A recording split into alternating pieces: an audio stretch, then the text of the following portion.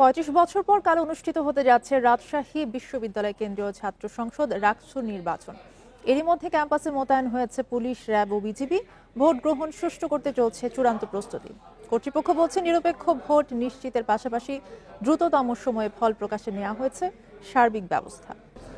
রাকসু নির্বাচন নিয়ে আরও জানাতে যুক্ত হয়েছেন সহকর্মী মুস্তাফিজুর রহমান। মুস্তাফিজ, কাল শুরু হবে ভোট গ্রহণ এবং নির্বাচন ঘিরে আসলে নিরাপত্তা পরিস্থিতি থেকে শুরু করে চূড়ান্ত প্রস্তুতি কেমন দেখছেন?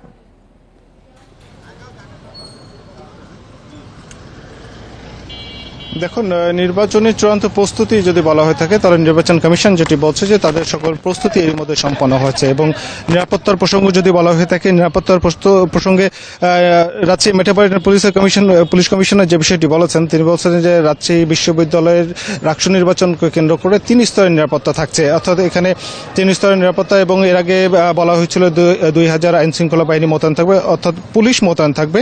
সেখানে আজকে বলা হয়েছে যে 300 বৃদ্ধি করা হয়েছে সদস্য, আজকে 2300 সদস্য মোতায়েন করা হয়েছে অধিকতর নিরাপত্তার স্বার্থে। সেই সাথে এখানে র্যাব এবং বিজিবি, অর্থাৎ র্যাবের পক্ষ থেকে এখানে 12 প্লাটুন র্যাব স্ট্রাইকিং ফোর্স হিসেবে থাকবে এবং 6 প্লাটুন বিজিবি থাকবে স্ট্রাইকিং ফোর্স হিসেবে। তারা টহল দেবেন এবং যে কোনো পরিস্থিতি মোকাবেলার জন্য প্রস্তুত থাকবেন, এটি কিন্তু আইনশৃঙ্খলা বাহিনীর পক্ষ থেকে বলা হয়েছে।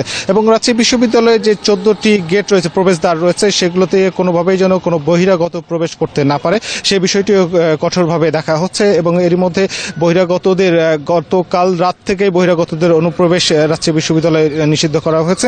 এবং নির্বাচন কমিশন যে বিষয়টি বারবার উল্লেখ করছিলেন যে এখন পর্যন্ত তাদের যে নির্বাচনী যে সরঞ্জামাদি সবকিছুই তাদের প্রস্তুত, সেতে ভোট কেন্দ্র, ভোট বুথ প্রত্যেকটি তাদের প্রস্তুতি সম্পন্ন হয়েছে এবং প্রত্যেকটি বুথেই আইন শৃঙ্খলা বাহিনীর অবস্থান আমরা দেখেছি, অর্থাৎ নিরাপত্তার যে কটন সেটি আমরা দেখতে পাচ্ছি।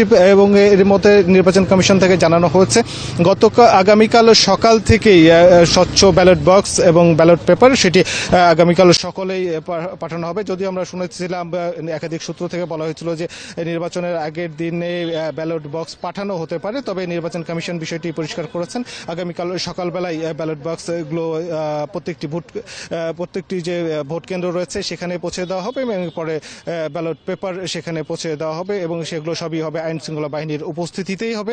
এবং নির্বাচন কমিশন এখন পর্যন্ত বলছেন যে সুষ্ঠু ভোট অনুষ্ঠানে তাদের কোনো প্রতিবন্ধকতা বা কোনো শঙ্কা নেই এবং সেই সাথে আইন শৃঙ্খলা বাহিনীর পক্ষ থেকে জানানো হয়েছে, অর্থাৎ রাজশাহী মেট্রোপলিটন পুলিশ কমিশনার যে বিষয়টি জানিয়েছেন তাদের কাছে গোয়েন্দা তথ্য বা কোনো শঙ্কার কোনো কারণ নেই। এবং এরই মধ্যে রাজশাহী বিশ্ববিদ্যালয়ের আশেপাশে যে এলাকাগুলো রয়েছে সেগুলোতেও তাদের অভিযান এবং নজরদারি বলা যেতে পারে সেগুলো তো অব্যাহত রয়েছে, যেন যে কোনো অনাকাঙ্ক্ষিত পরিস্থিতি যেন উদ্ভব না হয় সেই বিষয়গুলো তাদের মাথায় থাকছে।